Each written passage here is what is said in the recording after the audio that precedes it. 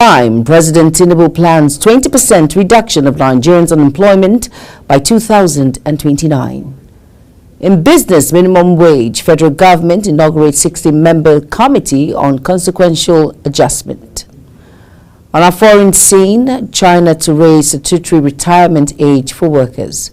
In sports, Cristiano Ronaldo shatters social media records with 1 billion followers. Hello and welcome to all our viewers in Nigeria and around the world to News Prime on Global Television. Coming to you live from the nation's capital, Abuja, I am Jumai Manson. A quick reminder that Global Television is on DSTV channel 365 and free to air on Nicomsat. Now the news in full. The federal government has inaugurated a 16-member committee on consequential adjustments in salaries to deliberate on issues arising from provisions of the National Minimum Wage Act 2024. Inaugurating the committee, Didi Wolsin-Jack, head of service of the Federation, said decision by the government became imperative so as to maintain a fair and equitable salary structure for the federal civil servants. Wolsin-Jack stated that the decision was as a result of the minimum wage, which was now fixed at 70,000 naira, representing 133.33% increase from the previous minimum wage of 30,000 naira. President Bola Tinubu's administration has unveiled the National Youth Skill Program aimed at addressing youth employment and equipping them with essential skills for the future. Minister of Youth Development Jamila Ibrahim said this at the unveiling event in Abuja, where she stated that the key goals are to reduce youth unemployment by 20% in the next 5 years and achieve up to a 50% increase in a youth-led enterprise. She further stated that the government is committed to empowering youth with financial tools to succeed beyond technical skills. The National Bureau of Statistics, NBS, says Nigeria's total external merchandise trade has recorded a favorable balance of 6.5 trillion naira in the second quarter of the year. The trade performance promptly drew accolades from President Bola Tinubu, who attributed the feats to current reforms initiatives by his administration. The president, in a release issued by his special advisor on information and strategy, Bayo Ononuga, expressed confidence in reforms his administration is pursuing, noting that he believes they will create a more robust economy that will usher in a new era of prosperity for citizens. The statement pointed out that economic indicators, which are low when Tinubu assumed office last year, are turning positive. The Comptroller General of the Nigerian Customs Service, CGC Adewale Adeniyi, has tasked the service public relations team on the need to align their communication strategies with the agenda of President Bola Ahmed Tinubu. The Comptroller General stated this at the 2024 Public Relations Conference for PR officers of the service in Abuja. Here is Kikelomo Okere's report. The Comptroller General of Customs, Adewale Adeniyi, charged the public relations officers of the service to create more awareness on the service trade modernization project, while urging the team across zones and commands of the country to keep their eyes on the balls and change the trajectory. The custom boss further charged the PR officers to invest more in discipline, commitment, professional standards as they aspire to be the best at what they do. As the society evolves, our strategies have to evolve. We must continue to be strategic in our approach to communication. Communication can no longer be like we have generated 20 million or we have made 5 seizures. We now have to look at the strategic and the bigger picture. We now have to begin to align what we do to the objective of Mr. President. President of the Nigeria Institute of Public Relations, Dr. Ike Neliaku, reminded media practitioners and the PR professionals present at the conference that public relations is the core of life. The National Public Relations Officer of Customs, Abdullahi Miwada, reflected on the journey so far as he commended the Comptroller General for his support to the growth of the team. Public relations is about consultation. When you consult, you give a consensus, then you create. And PR is about creation. And who did they create? In his own image. You cannot make an image until you become an image. So PR is about image making. This conference is not merely a gathering of minds, but a chance to collectively reflect on our journey, assess our present, and envision our future. As we explore the chronicles of progress, we will trace the historical path of our units, acknowledging milestones reached, the challenges overcome, and the invaluable lesson learned along the way. It is expected that the event will improve service delivery in the area of fostering mutual understanding between Nigerian Customs Service and all stakeholders. Kike Lomo Okeri, Global Television News. In the meantime, following the appointment by the Board of Nigerian Customs Service of 2 Deputy Comptroller Generals of Customs and 5 Assistant Comptrollers General of Customs, the Comptroller General of the Service has decorated the newly promoted officers, noting that their elevation is based on merit. Kikelomo Okere tells us more. In the last 1 year, the Nigerian Customs Service has witnessed a significant turnover of members of management, with over 10 management staff bowing out of service on the basis of retirement. The Comptroller General of Customs, Adewale Adeniyi, says the newly promoted senior officers have shown competence, diligence and commitment in their approach to their work and responsibility. He therefore urged the new senior officers to be more dedicated so as to take the service to a higher pedestal. First, these sets of officers that we have elevated have been selected very carefully on the basis of merits. I want to assure you that these are officers with proven integrity. These are officers that have shown competence, diligence, and commitment in their approach to their work and responsibility. Speaking on behalf of the newly promoted senior officers, Deputy Comptroller General of Customs, Olaniyan Alajogun, applauds the board of the service while pledging unwavering commitment to duty and unparalleled dedication to service. We are pledging an untainted loyalty, unwavering commitment to duty, and unparalleled dedication to service. It is indeed a joyous occasion for the celebrated officers. The high point of the event was the decoration of the newly promoted senior officers. It is expected that they will justify the confidence the service reposes in them. Kike Lomo Okeri, Global Television News. Over now to the People's Democratic Party has suspended one of its prominent members, Senator Dino Malai, over the alleged anti-party activities. Suspension was made by the Ward Party Executive Committee in Ayetoro, Iluagba, Ward 1, after reviewing the report of the disciplinary committee set up to investigate Malai's actions.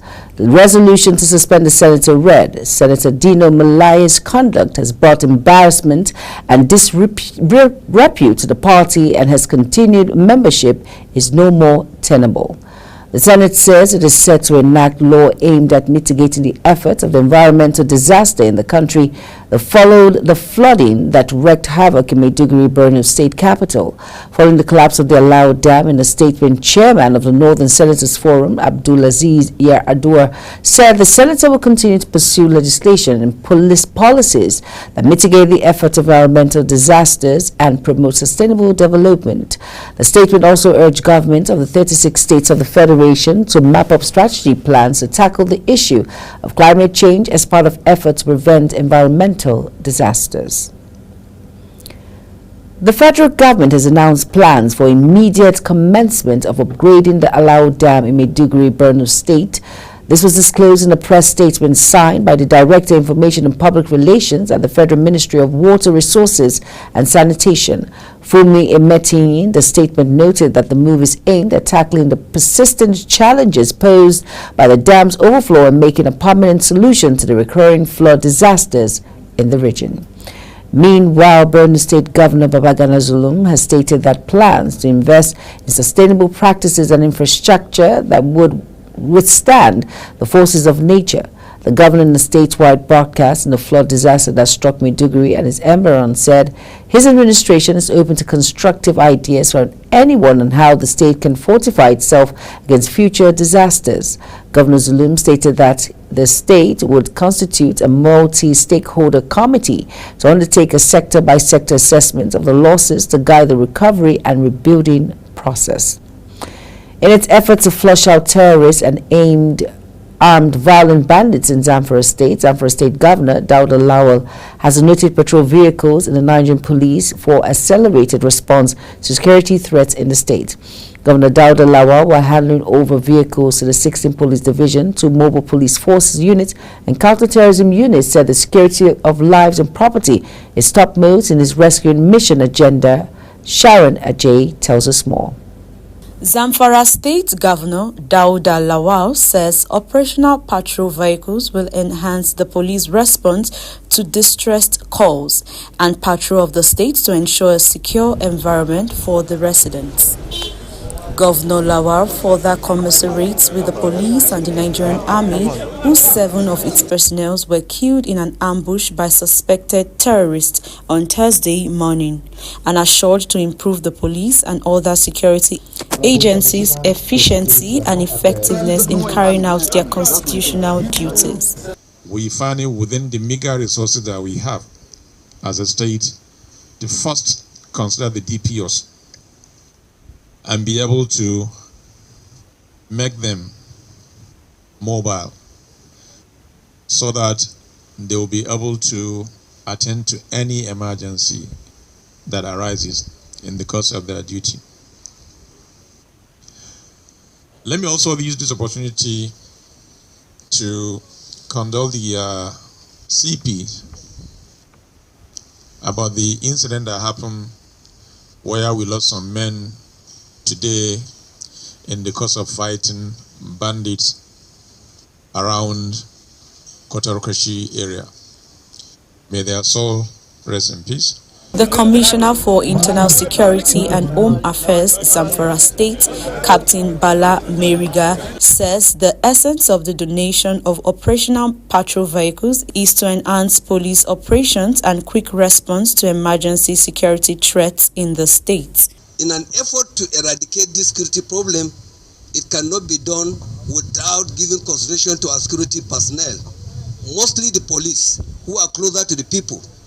And the governor realized that police are not adequately, at least, mobiled.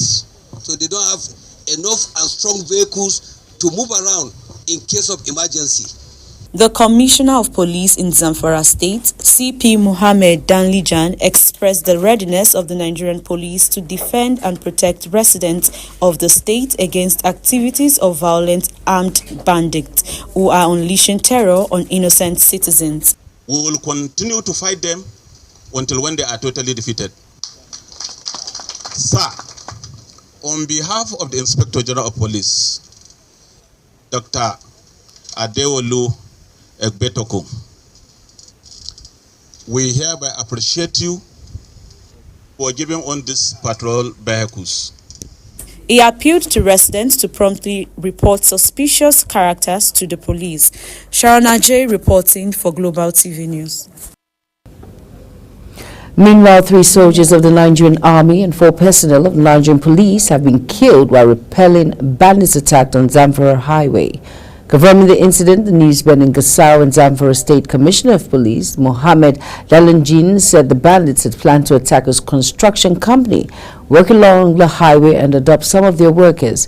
He said joint security forces of the Nigerian Police and the Army were mobilized to the scene, but unfortunately the bandits laid an ambush and opened fire on them. Well, the bandit had wanted to enter into Setarako camp to abduct some staff of the Setarako company. We had the information, we sent our men not knowing that they have laid ambush on the road. And as they were going into the company, they met heavy resistance from these bandits. They opened fire, exchanged gun fire. In the process, we lost some army personnel and some police personnel too. We lost 3 soldiers and 4 policemen. The Commissioner, however, commended the troop who fought gallantly to repel the attack. You're watching News Prime on Global Television, coming to you live from Nigeria's capital, Abuja, where News Prime returns. Vice President Shettima signs Cape Town Accord on aircraft lease.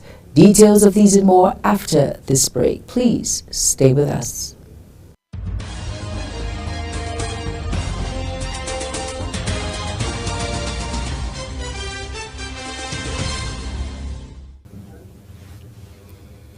You're welcome back, and if you're just tuning in, this is Global Television bringing you live broadcast of News Prime.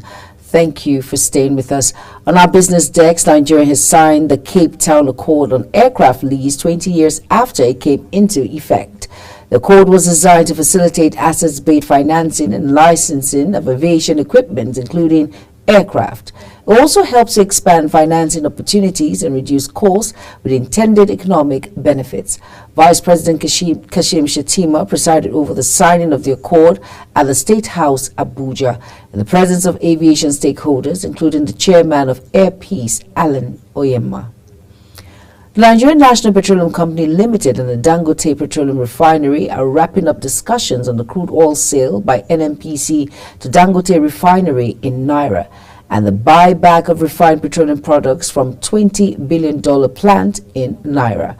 Parties in the deal may conclude discussions next week. The Vice President of Oil and Gas at Dangote Industries Limited, Davanko Mar Edwin, declared during a space session on X, the Dangote official has revealed that oil marketers had continued to boycott the diesel and aviation fuel produced by the Lekki-based plant, stressing that they had also reported the refinery to President Bola Tinubu that the plant load price diesel was counterproductive to oil marketers' businesses.